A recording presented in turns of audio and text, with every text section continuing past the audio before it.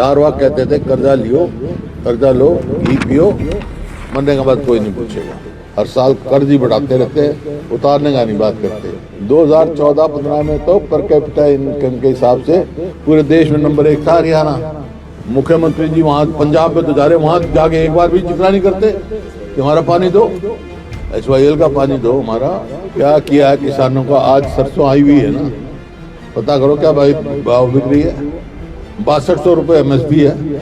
किसान किस भाव बेच रहा है? जाकर आज मंडी में जाओ, नहीं है चंडीगढ़ में बैठे रहो, पता करके मेरे को बता देना। मैं परसों आऊँगा, परसों तो कल बता करके परसों में आऊँगा ना, वापस बता देना। जो चार, मैं हर बार ही कहता हूँ, चार वाक की नीति पे चल रहे हैं। चार वाक कहते थे, कर्जा लियो, कर्जा लो, घी पियो, मरने के बाद कोई नहीं पूछेगा। तो इस वास्ते बिल्कुल जो है आर्थिक तौर पे ये प्रदेश जो है बहुत गंभीर स्थिति में जा रहा है। हर साल कर्ज ही बढ़ाते रहते हैं, उतारने का नहीं बात करते। बात करेंगे 2014-15 की। 2014-15 में देखो कर्ज कितना था, काम कितने हुए 2005 से पहले की नहीं बताते कितनी गुना हमने पर कैपिटा इनकम बढ़ाई। 2014-15 में तो पर कैपिटा इनकम के हिसाब से पूरे देश में नंबर 1 था हरियाणा, इन्वेस्टमेंट और एक्सपेंडिचर में। और इन्होंने कितने गुना बढ़ाई? हमने तो कई गुना बढ़ाई, इनके दो गुना भी नहीं बढ़ी 10 साल 11 साल में। तो ये विफल सरकार है। और ये जो कहते हैं ना, बहुत बड़ी बड़ी बातें कहते हैं हमारे यहाँ गाँव तक की बात है, 2070 तक, 2047 नहीं 14, पहले 14-15 की बात करते हैं, 2047 के बीच में बात ही नहीं करते। हम क्या कर रहे हैं? और फिर 2070 तक बात करेंगे। 2070 तक तो भाई ना तम न रहना ना हम न रहना।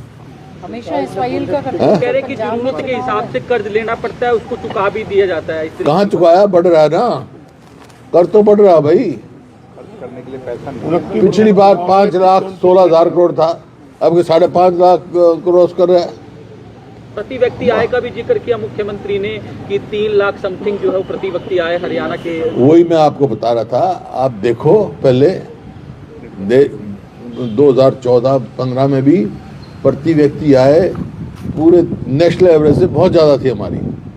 लेकिन 2005 से पहले का पूछ लो ना, 2005 में क्या थी और कितने 4 गुना बढ़ाई हमने, इनने 2 गुना भी नहीं बढ़ाई। सरकार नदियों के पानी में अपना हिस्सा मांग रही है। क्या जो नहरी इंफ्रास्ट्रक्चर है वो हरियाणा में डेवलप किया गया है? यदि पानी मिल भी जाए तो पहुंच पाएगा लोगों तक? है क्यों? ये प्रयास नहीं हो रहे सरकार के। जैसे ये अपना हासीपुटाना BML हासीपुटाना जो है नहर, वो खुली हुई है, उसमें और कोई किसी का हिस्सा थोड़ा ले रहे हैं, हम अपना हिस्सा ले रहे हैं। वो पंचर नहीं होने देते, कोर्ट में पड़ा है। अब तक पंचर में वो स्टे वेकेट नहीं करवाया इन्होंने, 11 साल हो गए।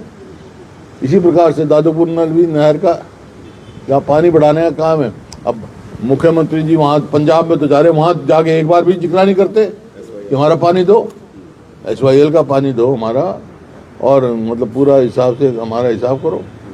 अब बल्कि और नई स्कीम चला रहे हैं कि थ्रू पाइप हम राजस्थान में भेज देंगे पानी। हरियाणा कहाँ जाएगा भाई? अभी बीते दिनों रावी ब्यास वाटर ट्रिब्यूनल ने हरियाणा का दौरा किया था। उन्होंने नहरी पानी के उपयोग की और डिस्ट्रीब्यूशन को जांचा था। उसमें यही बात सामने आई कि हरियाणा के पास क्षमता नहीं है नहरी पानी लेने की। मैं बता रहा हूँ, नहर खुदी हुई है ना, पंचर नहीं खोलना है। जो BML हासीपुटाना ब्रांच में क्यों नहीं सुप्रीम कोर्ट ने स्टे क्यों नहीं विकेट?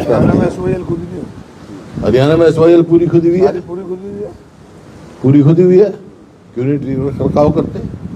NBK आप बढ़ा सकते हो, कैपेसिटी बढ़ा सकते हो। ये मेरे को मंजूर नहीं है, ये बात नहीं है।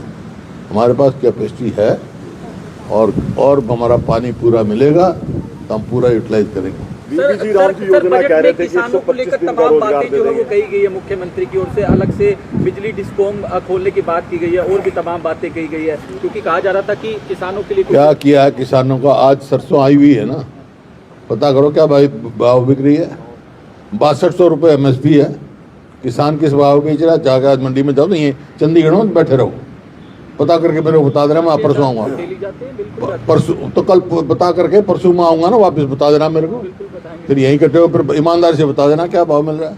जो ना धान की एमएसपी मिल रही, ना है सरसों में नहीं मिल रही, बाजरे कहीं भी एमएसपी नहीं मिल रही।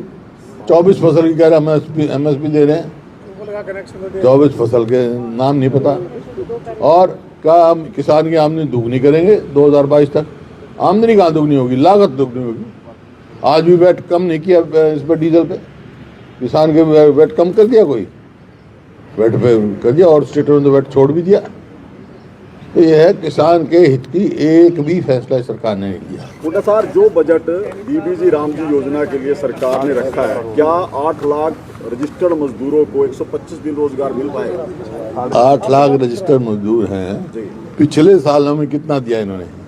2100 लोगों को दिया है 100 दिन का रोजगार, जबकि 100% जो है सेंट्रल गवर्नमेंट ने देना था। इन्हें 10% इंफ्रास्ट्रक्चर देना, जो जैसे कोई उसमें है इंफ्रास्ट्रक्चर के हाँ इंफ्रास्ट्रक्चर के लिए। बाकी मजदूरी तो केंद्र सरकार ने दी।